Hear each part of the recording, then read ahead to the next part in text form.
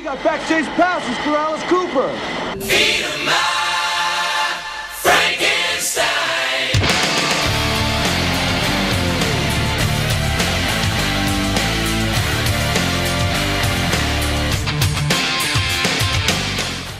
Η μεγαλύτερη στιγμή του Evolution ήρθε.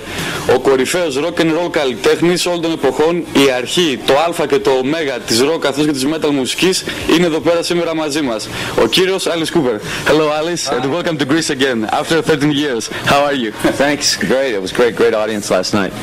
Yeah. What do you remember from your previous show here in Greece in 1991? I think it was 91, yeah. Well, the record had been on the charts for like 27 weeks, I think. It was number one, I think, for a really long time. And it was in August. It was very hot. I remember it was hot. And we were here for 3 days, so we had a great time. We had a good time.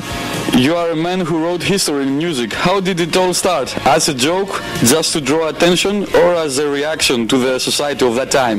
Well, we were all kids in high school, and we just wanted to be in a band. We really just wanted to be in a band and didn't really realize that we were unique until we got to Los Angeles, and there were so many bands in LA, you know, the Doors and groups like that, and we just had a different visual approach to it, and we had a different attitude towards rock and roll, maybe more aggressive than the Doors and Love and groups like that. So I think that we were kind of stood out in Los Angeles. We weren't Love and Peace like LA was. We were much more aggressive. That's why we ended up in Detroit, which was a more aggressive, you know, town. Your unconventional style divided people in two. Those who loved you and those who loved to hate you. The press wasn't exactly your best friend. How did things change over the years? And how do you feel about it now and then? Well, I think that when you start out being an outlaw because you're never really accepted until you have a hit record. You know, you're sort of on the outside of everything. As soon as you have a hit record, all of a sudden everybody comes to you.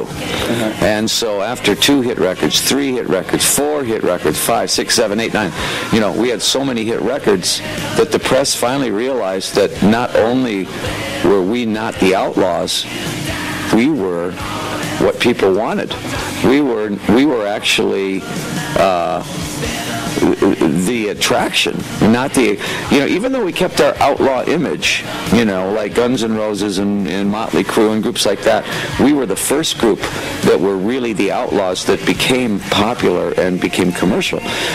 So all of a sudden, then you saw bands like Kiss, then you saw Bowie, then you saw bands like us that were on the outside, Rob Zombie, people like that, making records and getting appreciated for the music. And I think that the music is always going to be the stable of the whole thing. The visionary thing is icing on the cake. It's the candy. The real heart of the matter is the music. You know, like last night at the show, when we started Poison and we started Bed of Nails and songs like that, people didn't really care what we looked like right then. They cared about that song. They cared about that song. And that's what I always think is going to be the heart of the matter. Right. You said yesterday that you're going to make a Thessaloniki a Coopertown. Oh yes, absolutely. We're going to do it. You're not going to make it. Go a bet? Oh yeah, no, we'll make it. We just got to get the money, that's all. No, you're not going to make it. Go a bet? Oh yeah, I'll bet you. Yeah. How much? $1 billion. I have $1 billion with me. You have $1 billion with you? I have. Just look in my wallet. Okay. It's a snakeskin wallet. Oh, that's a nice wallet. You like it? So this, I'm going to tell the truth. That's the $1 billion. Oh, I haven't got change. There's a $1 billion right there.